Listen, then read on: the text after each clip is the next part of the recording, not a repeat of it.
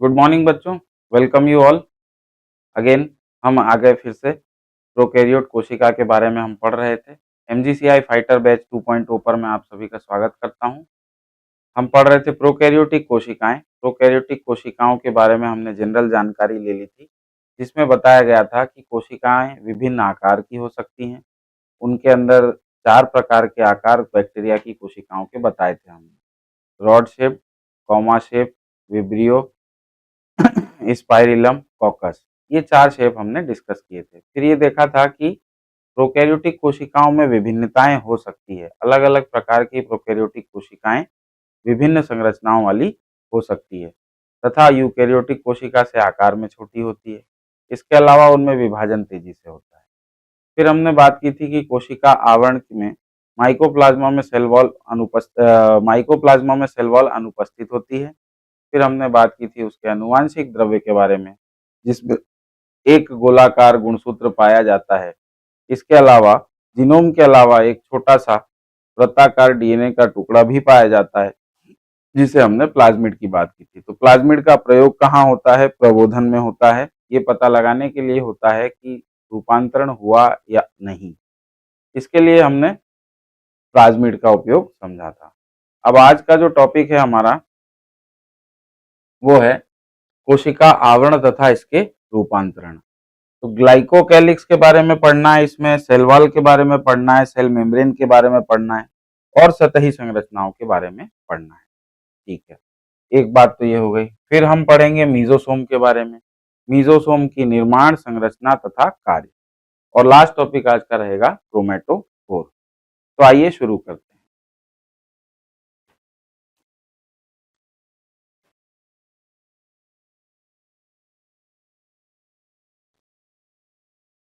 कोशिका आवरण।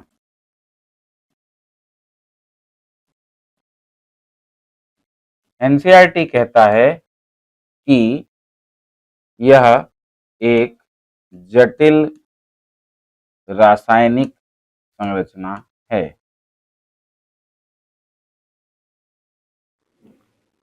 जटिल रासायनिक संरचना है। मतलब इस बात का क्या मतलब हुआ बच्चों? जटिल रासायनिक संरचना का मतलब हुआ केमिकली ये कॉम्प्लेक्स है, बहुत सारी चीजों से मिलकर के बना है। कहीं कहीं पर आपको यहाँ पे देखने को मिलेगा कि पॉलीसैकेराइड्स भी हैं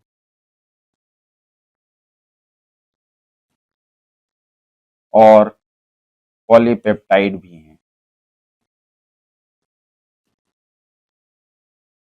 कुछ जगहों पर म्यूकोपेप्टाइड भी मिलेगा।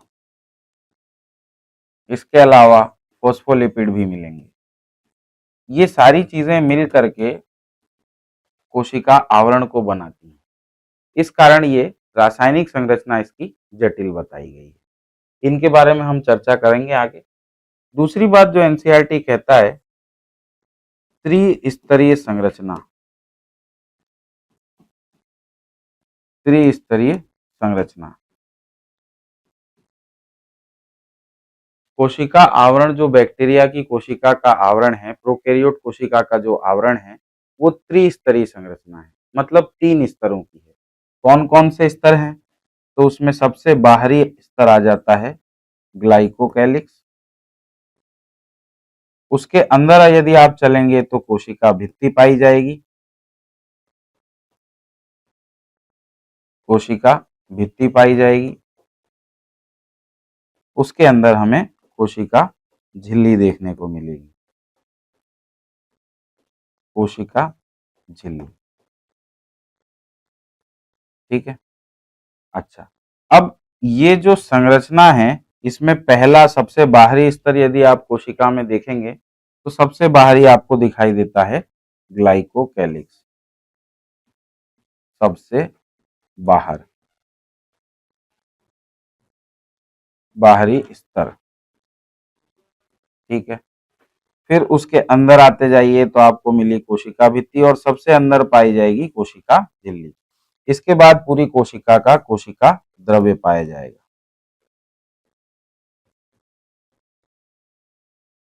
ठीक है। अच्छा, अब इसके बाद ये बात बताता है एनसीईआरटी कि तीनों स्तर मिल करके एक सुरक्षात्मक इकाई बनाते हैं। तीनों स्तर मिल करके सुरक्षात्मक इकाई बनाते हैं। तीनों स्तर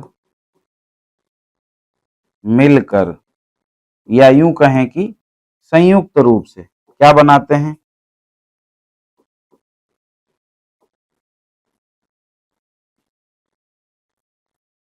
एक सुरक्षात्मक इकाई सुरक्षात्मक इकाई एक सुरक्षात्मक इकाई बनाते हैं। मतलब ये तीनों जो कोशिका आवरण के स्तर हैं, ये किस कार्य को कर रहे हैं? इनका प्रमुख कार्य क्या है? तो कोशिका की सुरक्षा। कोशिका की सुरक्षा ही इनका प्रमुख कार्य है।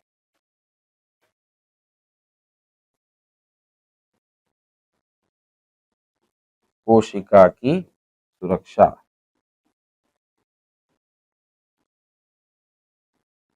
ठीक है, सुरक्षात्मक इकाई है, जाहिर सी बात है कार्य क्या होगा? कोशिका की सुरक्षा। अच्छा, अब इसमें ये बात ध्यान देंगे, हमने पहले भी डिस्कस किया था माइकोप्लाज्मा में, माइकोप्लाज्मा की बात हमने की थी। तो माइकोप्लाज्मा में कोशिका भित्ति क्या थी? कोशिका भित्ति अनुपस्थित। अनुपस्थित। ठीक है, तो यदि आप देखें तो सबसे बाहर तो ग्लाइकोकैलिक्स है, तो क्या ग्लाइकोकैलिक्स भी अनुपस्थित है? हाँ बिल्कुल है। ग्लाइकोकैलिक्स नहीं है, कोशिका भित्ति नहीं है, केवल कोशिका झिल्ली। इस बात से क्या अंदाजा लगा सकते हैं आप कि हर प्रोकैरियोट कोशिका में तीनों स्तर पाए जाएंगे? हर प्रकार की प्रोकैरियोटिक कोशिका में क्या कोशिका आवरण के तीनों स्तर पाए जाएंगे? नहीं, अनिवार्य नहीं है। क्या अनिवार्य नहीं है? किसी में एक स्तर पाया जाएगा, सबसे बेसिक जो स्तर है वो कोशिका झिल्ली है। किसी किसी में दो स्तर पाए जाएंगे और किसी किसी में तीनों पाए जाएंगे। तो अलग अलग प्रकार की बैक्टीरिया की कोशिकाओं में या प्रोकैरियोटिक कोशिकाओं में हमें देखने को क्या मिलता है कि तीन स्तर वैसे तो होने चाहिए, किसी में दो भी मिल सकते हैं और माइकोप्लाज्मा में तो एक ही मिलेगा। ठीक है, कौन सा मिलेगा? कोशिका भित्ति जब अनुपस्थित है तो इसके बाहर का ग्लाइकोकैलिक्स भी अनुपस्थित रहेगा और कोशिका झिल्ली अवश्य होगी। मतलब हर प्रकार की प्रोकैरियोटिक कोशिका में कोशिका झिल्ली तो होगी ही होगी, बाकी दोनों हो ना हो ज्यादा फर्क नहीं पड़ेगा। कोशिका अपने कार्य के अनुरूप अपने ऊपर स्तर, आवरण के स्तर बनाती और बिगाड़ती रहती है। कोशिका को यदि अनुकूल परिस्थिति मिल रही है तो उसमें कोशिका झिल्ली से भी उसका कार्य चल जाएगा, और यदि थोड़ी प्रतिकूल परिस्थिति है तो कोशिका भित्ति भी जरूरी है बनाना, और ज्यादा प्रतिकूल है तो ग्लाइकोकैलिक्स का निर्माण भी हो सकता है। ठीक है, तो ये बात समझ में आती है कि अधिकांश में कोशिका आवरण एक त्रिस्तरीय संरचना है। तो हम इसे यहां लिख देते हैं, अधिकांश प्रोकैरियोट कोशिकाओं, अधिकांश प्रोकैरियोटिकों में जो कोशिका आवरण है वो एक त्रिस्तरीय संरचना है। ठीक है, अब देखते हैं कि ग्लाइकोकैलिक्स के बारे में बात की जाए। ग्लाइकोकैलिक्स, ठीक है, ग्लाइकोकैलिक्स की जो परत है वो म्यूकोपॉलीसैकेराइड,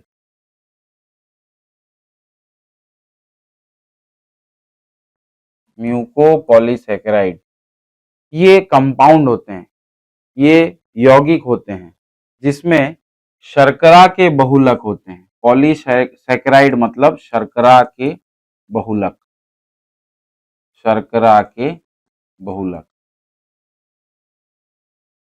और म्यूकोपॉलीसैकेराइड का मतलब हुआ इनमें दूसरे प्रकार के अणु भी पाए जा सकते हैं, जैसे नाइट्रोजन के आधार पर म्यूकोपॉलीसैकेराइड। दो प्रकार के आपको ग्लाइकोकैलिक्स देखने को मिलेंगे। क्या मिलेंगे देखने को? एक परत का नाम है स्लाइम लेयर। इसे हम और क्या कहते हैं? तो एनसीईआरटी हिंदी में इसे लिखता है अवपंक परत। अवपंक परत। अवपंक का मतलब होता है कीचड़ जैसा, चिपचिपा, कीचड़ जैसा गीला चिपचिपा टाइप का लेयर। तो ये जो स्लाइम लेयर है, इसके बारे में आप क्या क्या लिख सकते हैं? पहला तो ये पतला होता है, ठीक है।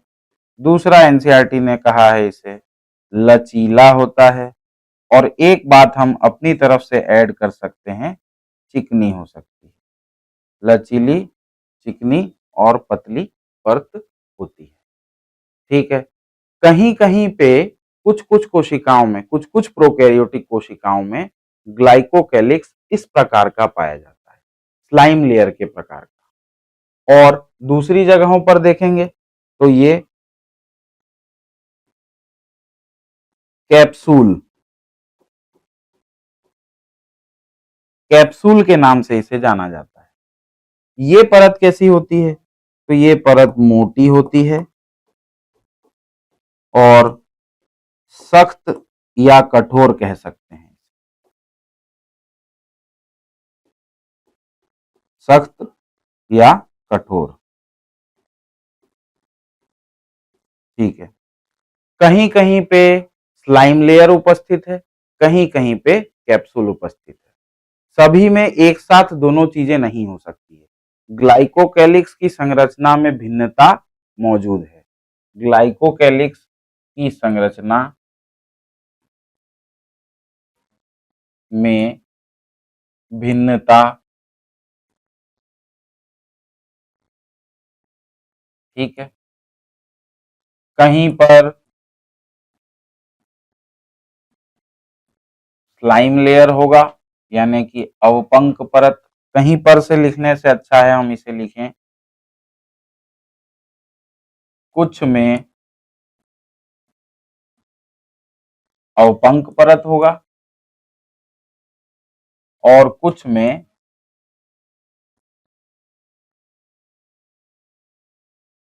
कैप्सूल।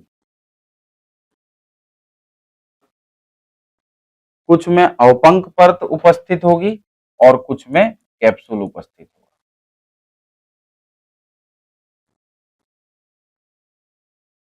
ठीक है। तो ग्लाइकोकैलिक्स के बारे में ये बातें मेन है जो आपको ध्यान रखनी चाहिए। कितने प्रकार की हो गई? तो बोले कि साहब दो प्रकार की हो सकती है, किसी में स्लाइम लेयर मिलेगा, किसी में कैप्सूल मिलेगा। तो इस अवपंक परत को एनसीईआरटी कहता है ढीला आच्छद या लूज शीट। चूंकि ये लचीला है, चूंकि ये चिकना है, पर फिर भी एक परत बना रहा है, तो एनसीईआरटी ने इसके लिए जो शब्द इस्तेमाल किया है वो है ढीला आच्छद।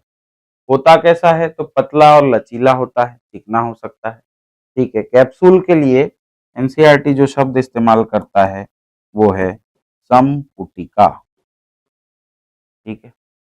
अच्छा, ये हमने ग्लाइकोकैलिक्स की बात कर ली। ग्लाइकोकैलिक्स के बारे में ज्यादा कुछ समझने जैसा नहीं है, इतनी ही बातें हैं। अच्छा, क्या क्या चीजों से बनी है? तो हमने यहाँ पर कोशिका आवरण के लिए ही एक साथ लिख दिया था, पॉलीसेकेराइड, पॉलीपेप्टाइड, म्यूकोपेप्टाइड, फोस्फोलिपिड। इन चारों के बारे में, पॉलीसेकेराइड को हम क्या कहते हैं? शर्करा के बहुलक। विभिन्न प्रकार के शर्करा के बहुलक अणु बनते हैं कोशिकाओं में। प्रोकैरियोट कोशिकाओं में अलग बन सकते हैं, यूकैरियोट प्रकार की कोशिकाओं में अलग बन सकते हैं, ठीक है। पेप्टाइड क्या होता है?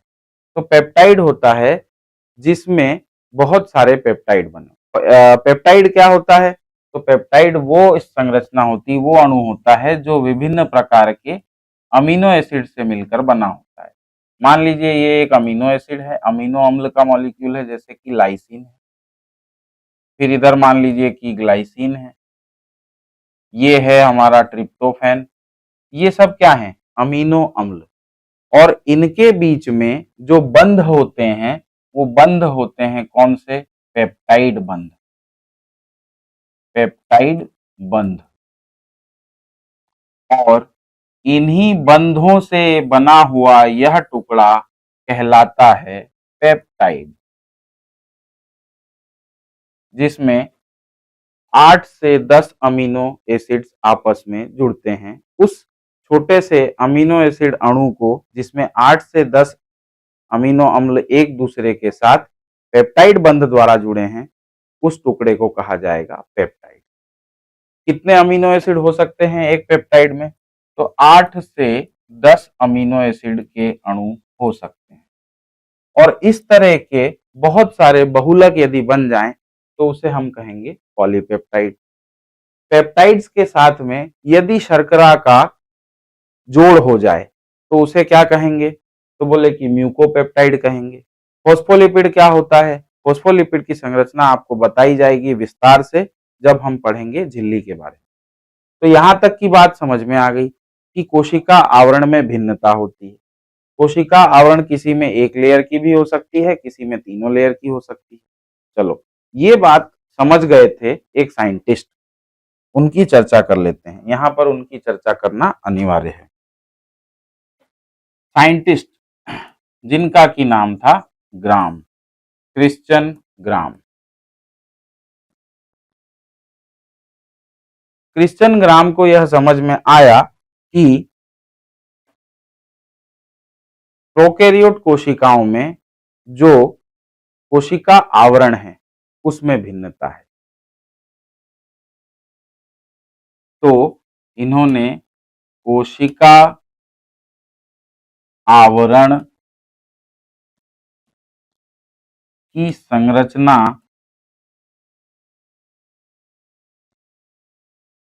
में भिन्नता है।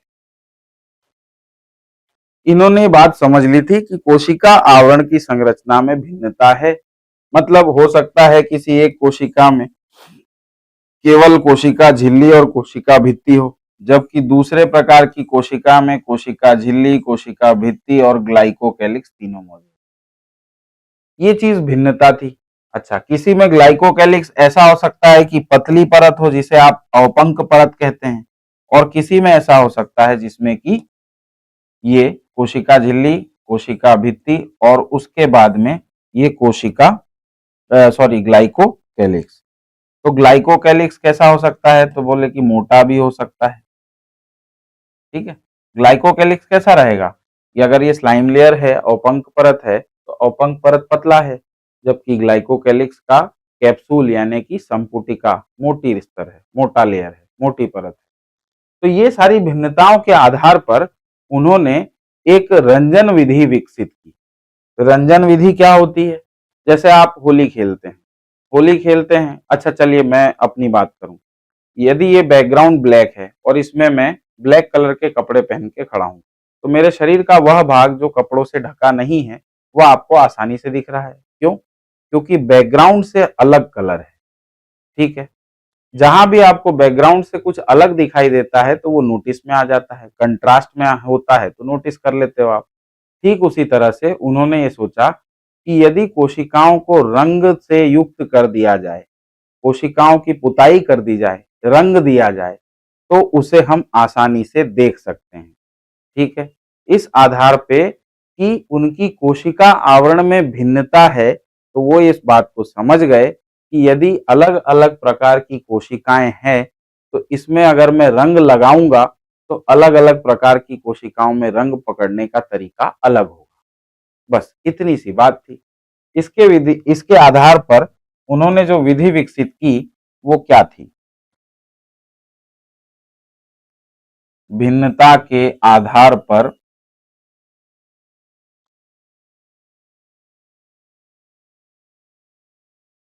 भिन्नता के मोटा आ गया ये तो आधार पर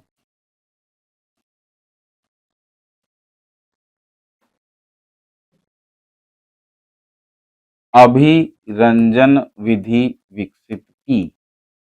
अभिरंजन विधि विकसित की। ठीक है। अब इस अभिरंजन विधि को कहा जाता है ग्राम अभिरंजन विधि।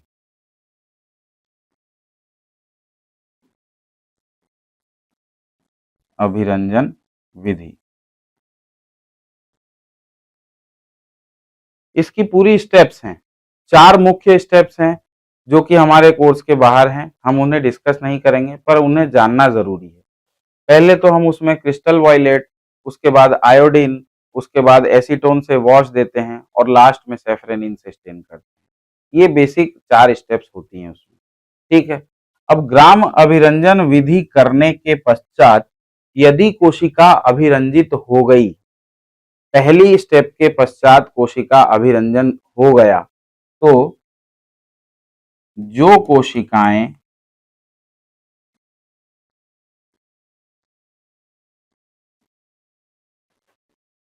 अभिरंजक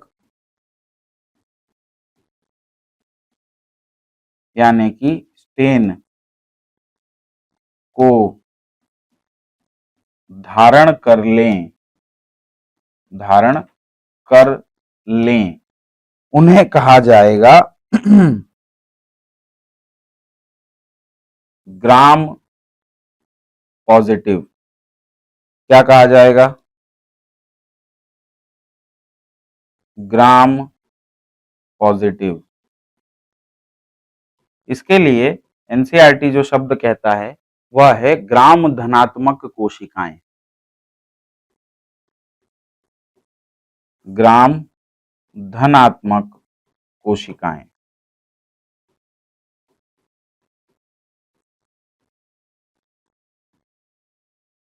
ठीक है। दूसरे प्रकार की कोशिकाएं भी होंगी जो ग्राम स्टेन का अभिरंजन प्रथम स्टेप में, क्रिस्टल वायलेट और आयोडीन वाले स्टेप में धारण नहीं कर पाती हैं, धुल जाता है वह स्टेन। एसीटोन से धोने पर यदि धुल जाता है तो बाद में हम सेफ्रेनिन से या क्रिस्टल वायलेट से स्टेन करते हैं। वह कोशिकाएं कैसी होती है? वह ग्राम ऋणात्मक या ग्राम नेगेटिव। तो इसके लिए हम लिखते हैं जो कोशिकाएं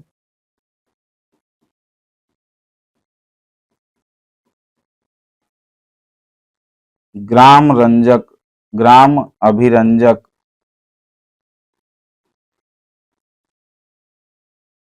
धारण नहीं कर सकते, नहीं कर सकें,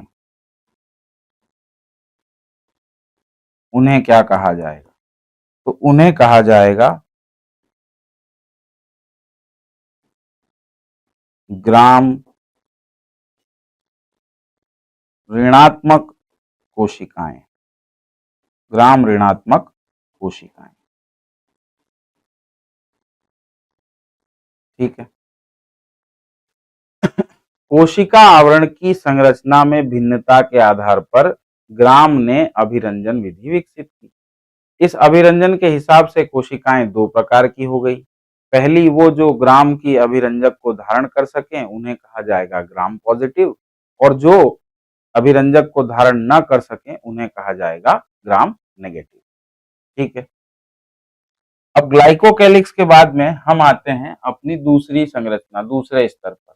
दूसरी संरचना होती है सेल वॉल।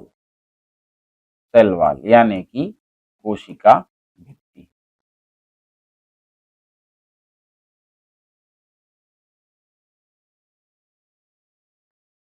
कोशिका भित्ति। तो कोशिका भित्ति के बारे में बात करेंगे। कौन कौन सी चीजें हैं जो कोशिका भित्ति करती है? तो पहले तो ये मृत मानी गई है, मृत स्तर। ठीक है। क्या यह जीवित है? तो नहीं, ये जीवित नहीं। दूसरी बात क्या मानी गई है? लगभग पारगम्य, या बहुत सी किताबों में इसे सीधे तौर पर पारगम्य कह दिया गया है बैक्टीरिया की कोशिकाओं। तीसरी प्रकार सशक्त तीसरी बात जो लिखी गई है एनसीईआरटी में, आपको ये पॉइंट मिलेगा, सशक्त संरचनात्मक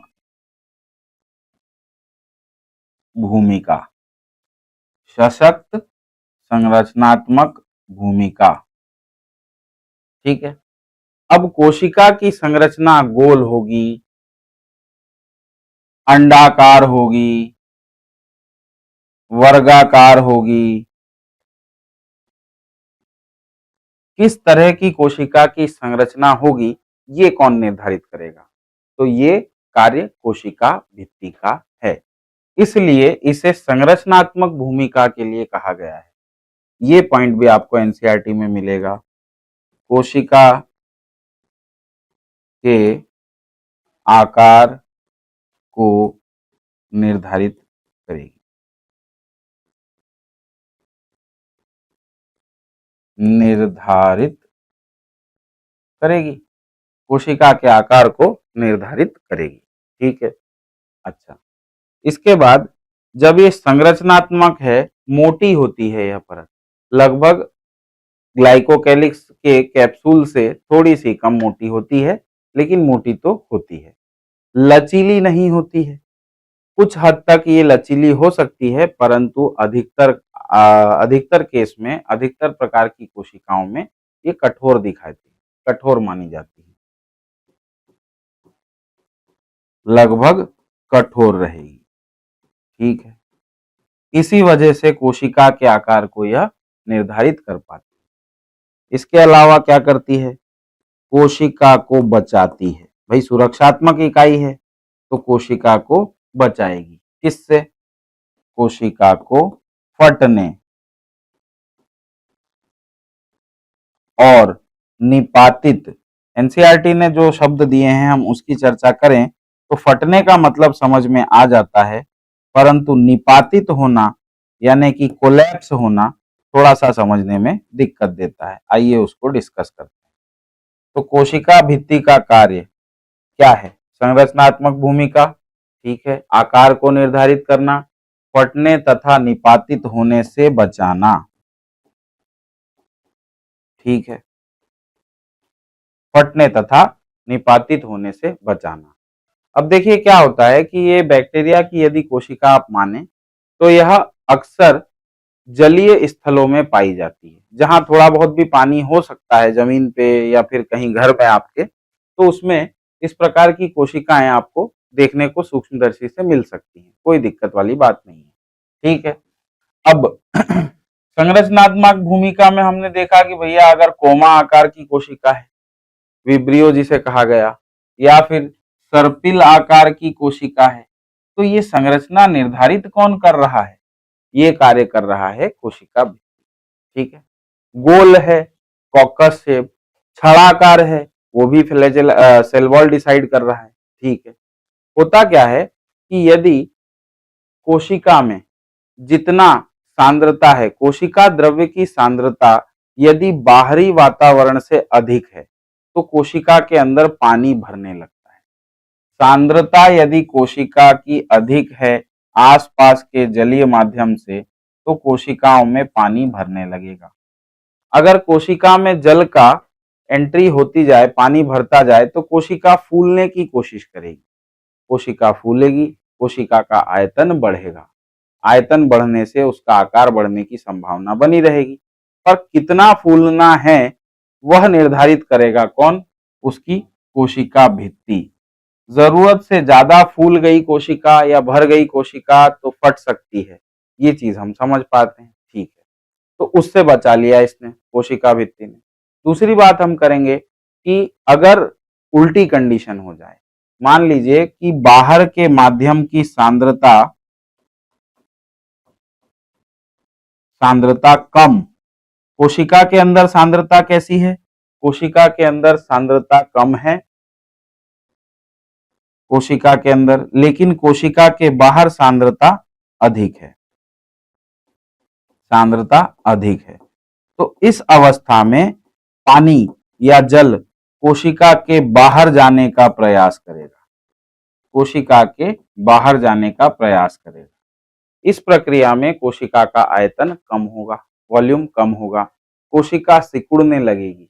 सिकुड़ करके अगर सिकुड़ना ज्यादा हो गया तो कोशिका पिचक के नष्ट हो सकती है, उसे ही कहा गया है निपातित होना।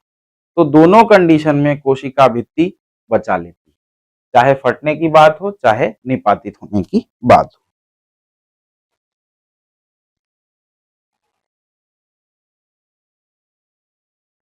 अब आखिरी जो बात हमें कोशिका भित्ति के बारे में पढ़नी होती है, कशाभिका का निर्माण। कशाभिका यानी कि फ्लैजिला, फ्लैजिला का निर्माण करती है। ठीक है, तो ये बातें थी आपकी कोशिका भित्ति के बारे में। ठीक है, अब हम बात करते हैं नेक्स्ट हमारी प्लाज्मा झिल्ली के बारे में, यानी कि कोशिका झिल्ली। तीसरा स्तर कोशिका झिल्ली। ठीक है, कोशिका झिल्ली के बारे में एक बात कहता है एनसीईआरटी, क्या कहता है? संरचना में यूकैरियोट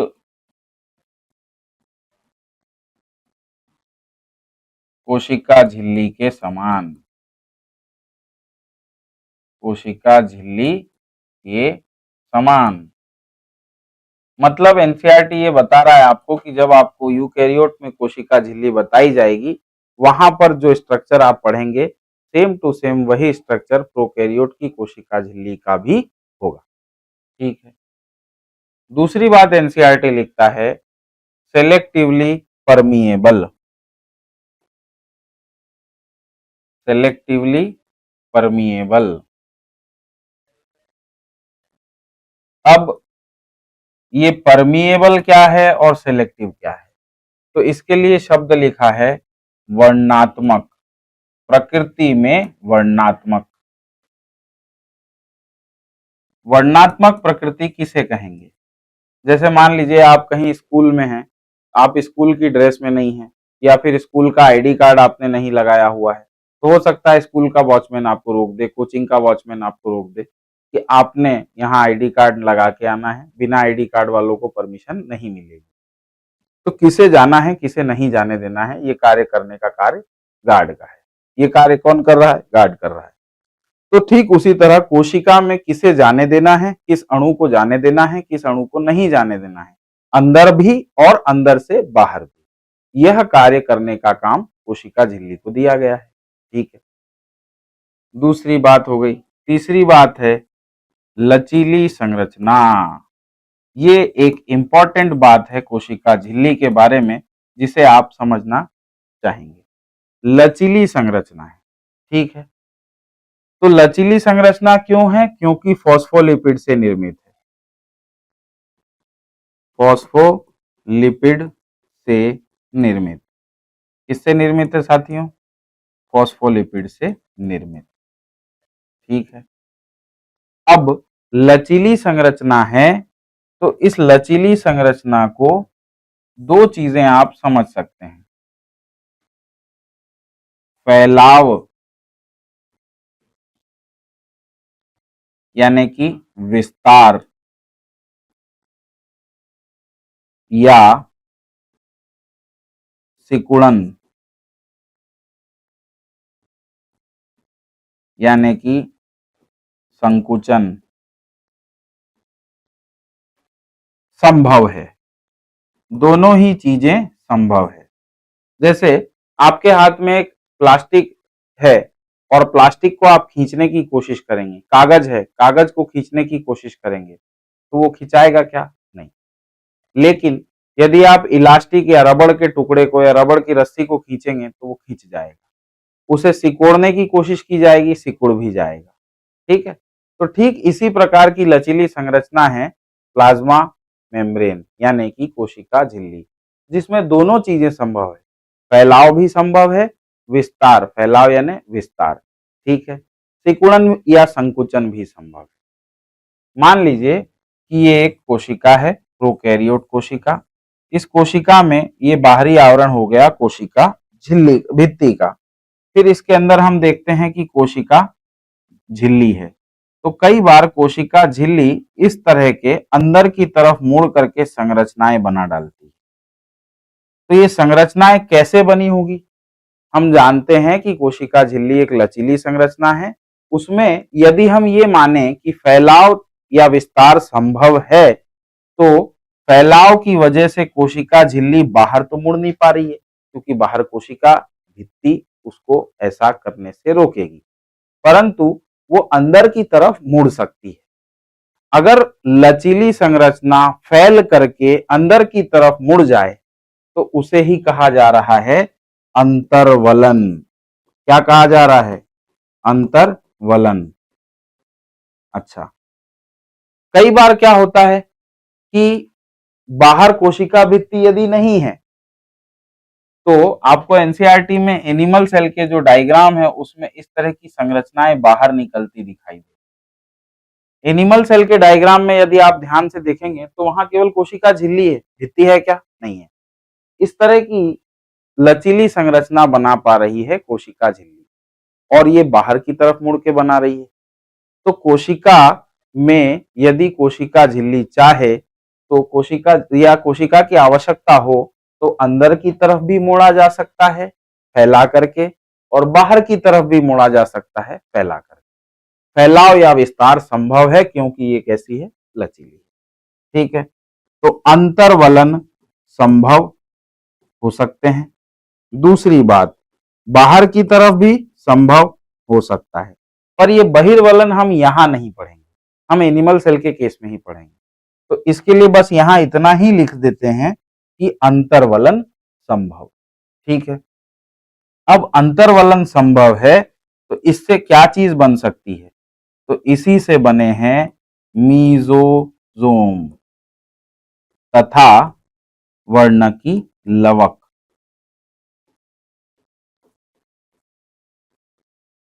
वर्णकी लवक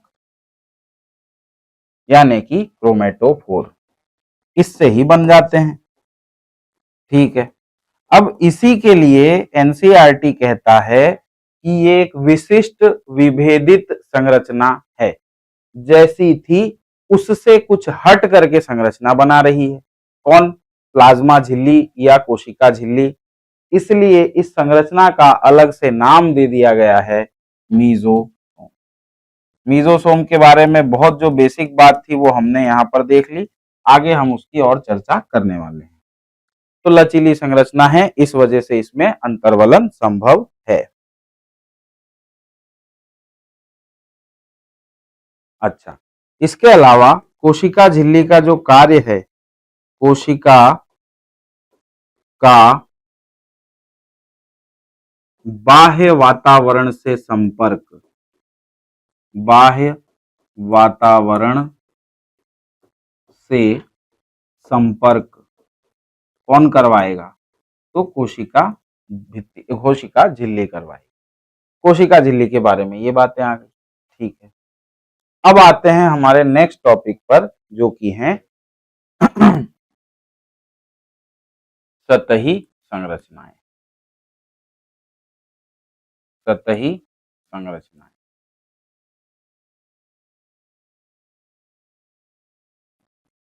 सतही संरचनाओं में आपको बैक्टीरिया में 3 चीजें पढ़नी है। पहला है कशाभिक,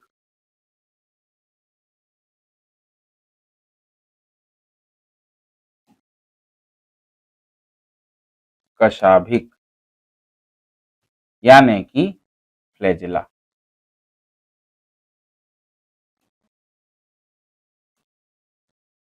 फ्लैजिला। ठीक है, अब आइए कशाभिक के बारे में पढ़ते हैं। तो सबसे पहली बात जो कशाभिक के बारे में है, एनसीईआरटी जो कहता है वो ये कहता है कोशिका भित्ति यानी कि सेल वॉल के विस्तार से निर्मित, कोशिका भित्ति के विस्तार से निर्मित। ठीक है, देखते हैं। जैसे हमारी ये कोशिका की भित्ति और इसके अंदर है कोशिका झिल्ली। ये हमारी कोशिका झिल्ली। ठीक है साहब, इधर मीजोसोम है। ठीक है, तो ये हो गई कोशिका, एक मान लेते हैं प्रारूपिक कोशिका। इसमें कोशिका के सतह पर जो भी संरचनाएं हमें दिखेंगी, कोशिका की सतह पर जो भी संरचनाएं हमें दिखेंगी, उनको हम किस में मानेंगे? तो उन्हें हम मानेंगे सतह पे पाई जाने वाली संरचनाएं, यानी कि सतही संरचना। इनको इंग्लिश में कहा जाएगा क्या? Surface structure. ठीक है, सरफेस स्ट्रक्चर। अब सरफेस स्ट्रक्चर में कोशिका भित्ति इस तरह से बाहर की ओर फैल करके, कोशिका भित्ति, ध्यान देंगे इस बात पे बच्चों, कोशिका भित्ति द्वारा फैलाव से इस तरह की संरचना बनती है जो कि तंतुमय है। कैसी है? तंतुमय। ठीक है, और इसका कार्य क्या है? भाई कोशिका है, अगर वो किसी जलीय माध्यम में है तो आसपास अपने पोषण ग्रहण करने का प्रयास करेगी। यदि कोशिका जल की गति के साथ गति कर रही है, उसे किसी और संरचना की आवश्यकता नहीं है, उसमें कोई और संरचना जो उसे चला सके ऐसी संरचना उपस्थित नहीं है, तो कोशिका को कहा जाएगा अचलायमान।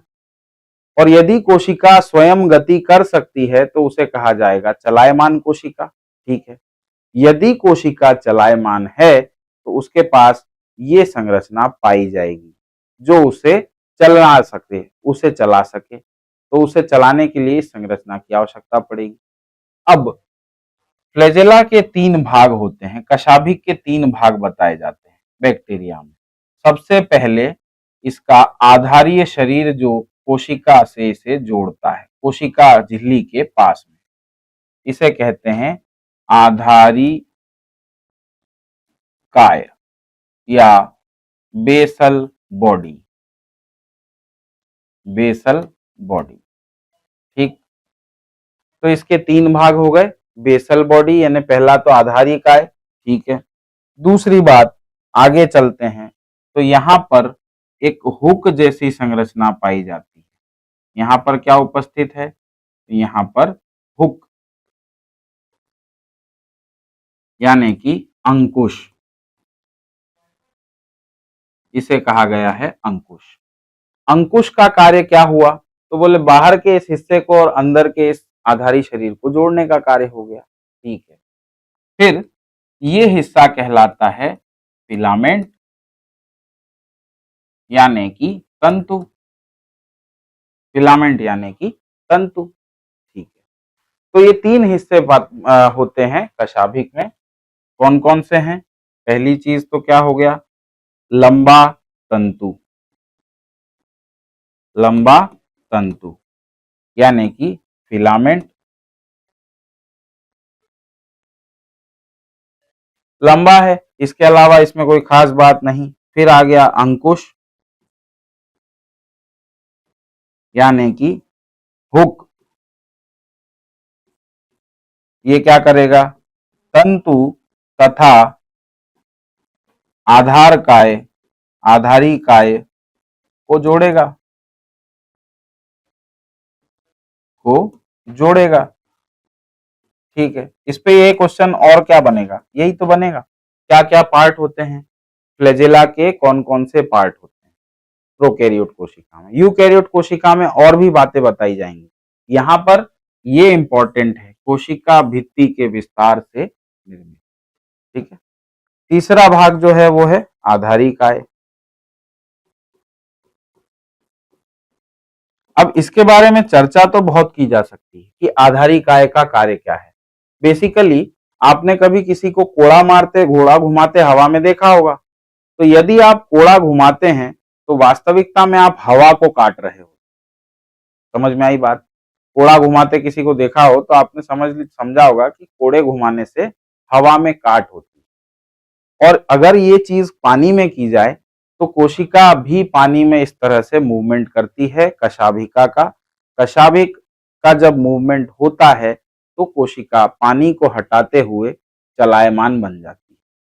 ठीक है, जिस तरह से आप तैरते हैं, तैरते समय आप हाथों और पैरों का इस्तेमाल करके पानी को हटाते हैं और उस जगह पर स्वयं पहुंच जाते हैं। ठीक इसी तरह कशाभिका का भी कार्य है। तो ये किसे हटा रही है, आसपास के द्रव्य को या कोशिका को? तो आप कहेंगे कि साहब आसपास के द्रव्य को हटा रही है, लेकिन चल कौन रहा है? कोशिका चल रही है। ठीक है, ये बात इंपॉर्टेंट है। आधारिका है। तो ये हो गई पहली सतही संरचना। दूसरी सतही संरचना, हाँ, एक इंपॉर्टेंट बात जो यहां पर आपको बताई जाएगी वो ये है कि प्रोकैरियोट कोशिकाओं में पक्षमाभ अर्थात सीलिया अनुपस्थित है, नहीं पाया जाएगा। बैक्टीरिया में, प्रोकैरियोट में एनसीईआरटी कहता है कि उसमें कहीं भी सीलिया के बारे में कोई चर्चा नहीं की है, पक्षमाभ अनुपस्थित है। ये यूकैरियोट कोशिकाओं में पाया जाएगा। ठीक है, फिर आइए दूसरी सतही संरचनाएं। दूसरी सतही संरचनाएं जैसे कि पिलाई, इसको कहा गया है रोम। इसके बारे में एनसीईआरटी ने बस एक लाइन लिखी है, वो क्या है? विशिष्ट प्रोटीन से निर्मित संरचना, प्रोटीन से निर्मित संरचना।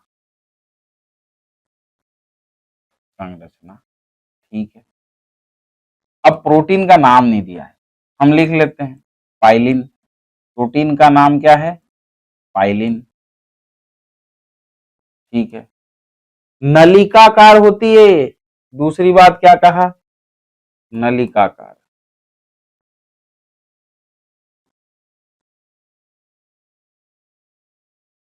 और अंदर से खोखली होती है। ये बात एनसीईआरटी ने नहीं लिखी, लेकिन नलिका लिखने का मतलब अंदर से ये कैसी होगी? खोखली होगी। ठीक है, कार्य क्या होता है? तो कार्य जनन से संबंधित। इसका कार्य किससे संबंधित है? जनन से संबंधित है। ठीक है, अब जनन में क्या करती है ये मैं आपको बता दे रहा हूं, पर एनसीईआरटी में दिया नहीं है और इसकी जरूरत भी नहीं है। ये एक ऐसी खोखली संरचना है जब कई बार दो बैक्टीरिया की कोशिकाएं आपस में जनन द्रव्य, आनुवांशिक पदार्थ का आदान प्रदान करती हैं, तो एक कोशिका से आनुवांशिक पदार्थ इस पिलाई नाम के स्ट्रक्चर से होता हुआ दूसरी कोशिका में चला जाता है। यहाँ का यह आनुवांशिक पदार्थ अपनी कॉपी बना लेता है और कॉपी बनाने के बाद इस पिलाई के माध्यम से, पिलाई दोनों कोशिकाओं को जोड़ रही है, खोखली है, इसके माध्यम से दूसरी कोशिका में चला जाता है। इस प्रक्रिया को कहते हैं कंजुगेशन, और कंजुगेशन में पिलाई का कार्य होता है। तो ये जनन है। ठीक है, इसकी कोई जरूरत नहीं है आपको। चलो, एनसीईआरटी के ऊपर फोकस कर रहे हैं हम। पिलाई के बाद तीसरी स्ट्रक्चर आता है झालर। झालर को हम कहते हैं फिम्बरी। फिम्बरी छोटी छोटी संरचनाएं होती है जो कोशिकाओं को चिपकने में सहायता करती है। कोशिका को सतह से चिपकने में सहायता करती है। ठीक है, कहां चिपकने में भैया? तो उसके दो उदाहरण दिए हैं। ए दिया है बहती जलधारा में चट्टानों की सतह पर, बहती जलधारा में चट्टानों की सतह पर।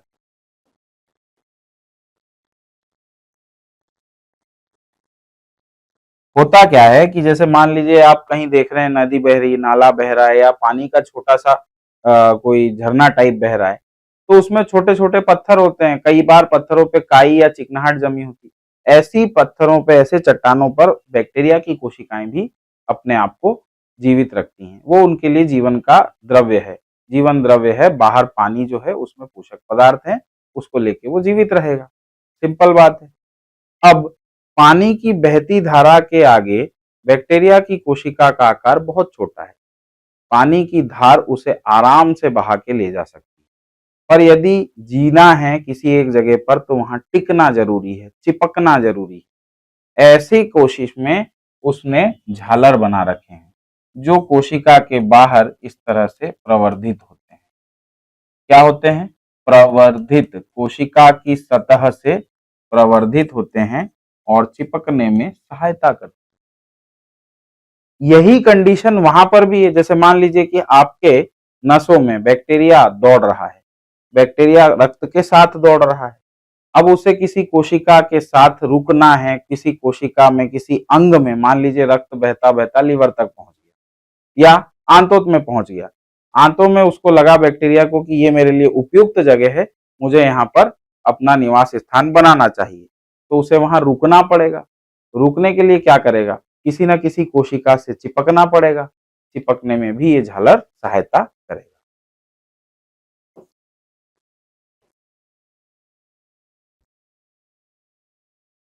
होस्ट के ऊतक पर, ऊतकों पर दो जगह चिपकने में सहायता करेगा। ठीक। अब इसके बाद हम पढ़ेंगे मीजोसोम।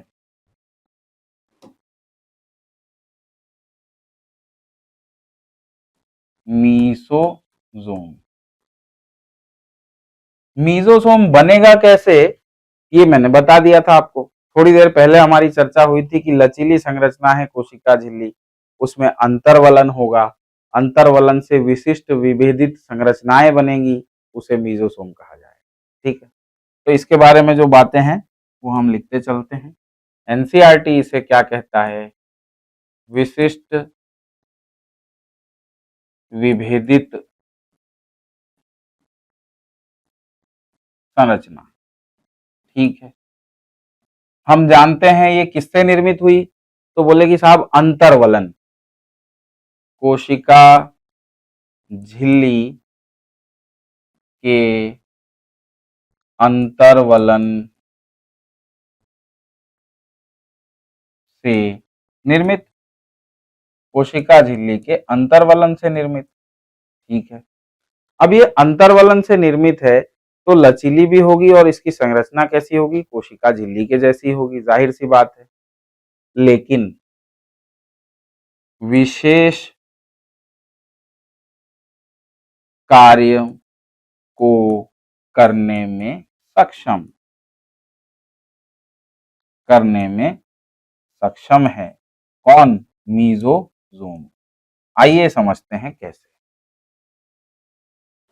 मान लिया जाए कि ये एक बैक्टीरिया की कोशिका है, ये कोशिका भित्ति हो गई और यहाँ पर हमने इस तरह से एक संरचना बना दी जिसे हम कह रहे हैं कोशिका झिल्ली का अंतर्वलन या विशिष्ट विभेदित संरचना, जो कि कहलाएगी मीजोसोम। पहले कोशिका झिल्ली जो थी वो कोशिका भित्ति के आकार की थी, तो उसकी सतही संरचना या पृष्ठीय क्षेत्रफल कम था।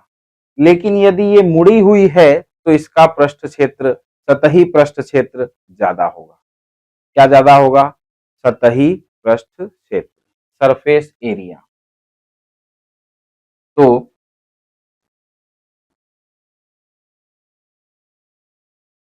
सतही पृष्ठ क्षेत्र फल को बढ़ाना, को बढ़ा देती है। ठीक है भाई, सतही पृष्ठ क्षेत्र बढ़ गया तो क्या क्या संभावनाएं हो सकती है वो हम देखते हैं। पृष्ठ क्षेत्रफल मतलब सरफेस एरिया, सरफेस एरिया को बढ़ा दिया। अब आप इसको इमेजिन करिए, अगर आपको किसी बड़ी थैली में को एक छोटी थैली में रखना होगा तो आप कैसे रखोगे? भैया मोड़ के ही रखोगे ना।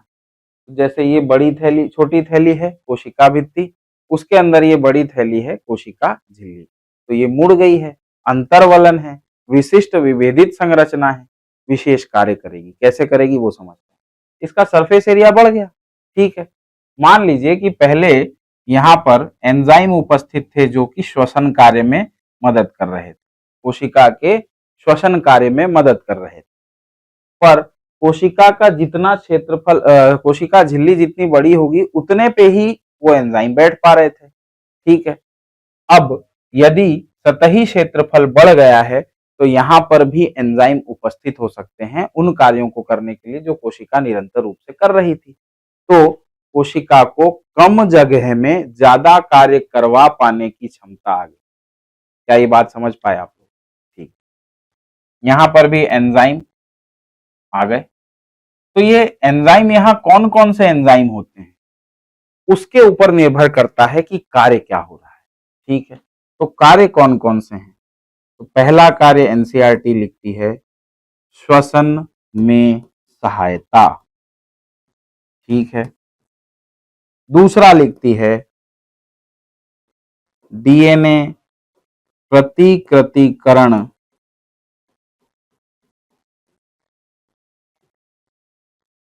में सहायता, डीएनए प्रतिकृतिकरण में सहायता तथा संतति कोशिकाओं में वितरण करने में भी सहायता। संतति कोशिकाओं में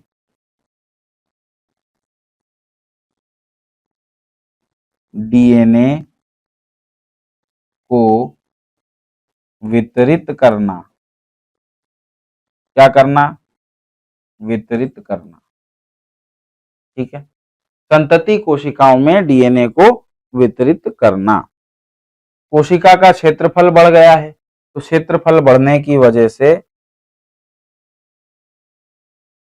अधिक मात्रा में एंजाइम्स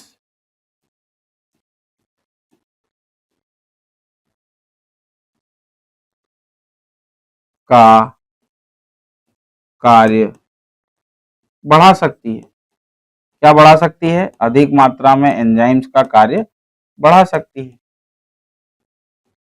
अच्छा, उसके बाद एक और कार्य बचा, कोशिका भित्ति का निर्माण। कोशिका भित्ति का निर्माण,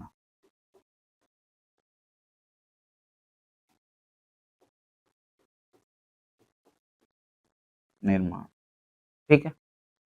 इस तरह से मीजोसोम के बारे में हमने पढ़ लिया, सतही संरचनाओं के बारे में पढ़ लिया, ग्राम स्टेनिंग के बारे में पढ़ लिया। आइए देखते हैं एनसीईआरटी क्या कहती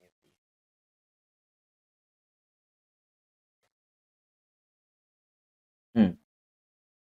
अधिकांश प्रोकैरियोटिक कोशिकाओं, विशेषकर बैक्टीरिया की कोशिकाओं में ये बात आई, जटिल रासायनिक कोशिका आवरण मिलता है, ठीक है।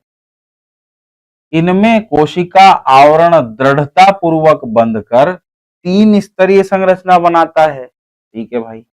बाह्य परत ग्लाइकोकैलिक्स, जिसके पश्चात क्रमशः कोशिका भित्ति एवं जीव द्रव्य झिल्ली होती है, ठीक है भाई। आवरण के प्रत्येक परत का कार्य भिन्न है पर तीनों मिलकर एक सुरक्षा इकाई बनाते हैं, एक सुरक्षा इकाई बनाते हैं, ठीक है। जीवाणुओं को कोशिका आवरण में विभिन्नता के आधार पर ग्राम द्वारा अभिरंजन विधि विकसित की गई। ग्राम द्वारा विकसित अभिरंजन विधि के प्रति विभिन्न व्यवहार के कारण, दो अलग अलग व्यवहार हमने देखे थे, इन्हें 2 वर्गों में, 2 श्रेणियों में वर्गीकृत किया गया है। जो ग्राम अभिरंजित होंगे उन्हें ग्राम धनात्मक, और जो नहीं हो सकते, नहीं हो पाते, उन्हें ग्राम ऋणात्मक, ठीक है। हाँ, ग्लाइकोकैलिक्स विभिन्न जीवाणुओं में रचना और मोटाई में भिन्न, ठीक है। कुछ में यह ढीली आच्छद, पतली लेयर, लूज शीथ जिसे अवपंक परत कहते हैं, कुछ में यह मोटी व कठोर आवरण के रूप में, जिसे संपुटिका या कैप्सूल कहते हैं। बस इतनी ही बात। कोशिका भित्ति के बारे में देखिए, कोशिका के आकार को निर्धारित करती है, ठीक है, सशक्त संरचनात्मक भूमिका प्रदान करती है, जो जीवाणु को फटने तथा निपातित होने से। बस इतनी बातें थी इसके बारे में। फिर अब झिल्ली पे आ गई एनसीईआरटी। प्रकृति में वर्णनात्मक, सिलेक्टिवली परमिएबल और कोशिका का बाह्य वातावरण से संपर्क बनाए रखने में सक्षम। संरचना अनुसार यह झिल्ली किसके समान है? यूकैरियोटिक झिल्ली के समान है, ठीक है। एक विशेष झिल्लीमय संरचना जो जीव द्रव्य झिल्ली के कोशिका में फैलाव से बनती है। फैलाव हो रहा है, ठीक है, उसे क्या कहते हैं? मीजोसोम कहते हैं। आइए मीजोसोम के बारे में हमने एक लाइन जो छोड़ी थी जानबूझ करके, उसे समझते हैं। तो प्रोकैरियोटिकों में कुछ विशेष प्रकार के अंतर्विष्ट मिलते हैं, ये बात तो हो गई, ठीक है। प्रोकैरियोटिक की यह विशेषता है कि उनमें कोशिका झिल्ली एक विशिष्ट विभेदित आकार में मिलती है, ठीक है। ये मीजोसोम कहलाते हैं। मीजोसोम के बारे में 2-3 बातें तो यहां भी लिख दी गई थी। कोशिका झिल्ली एक विशिष्ट विभेदित आकार में मिलती है, उसे कहते हैं मीजोसोम। कोशिका झिल्ली के अंतर्वलन होते हैं। देखिए यहाँ पे अंतर्वलन का मतलब अब आपको समझ में आ गया होगा, ठीक है। इसके बाद ये 3 आकार में पाए जाते हैं। अब 3 आकार कौन कौन से होते हैं? पुटिका, पुटिका मतलब वेसिकल,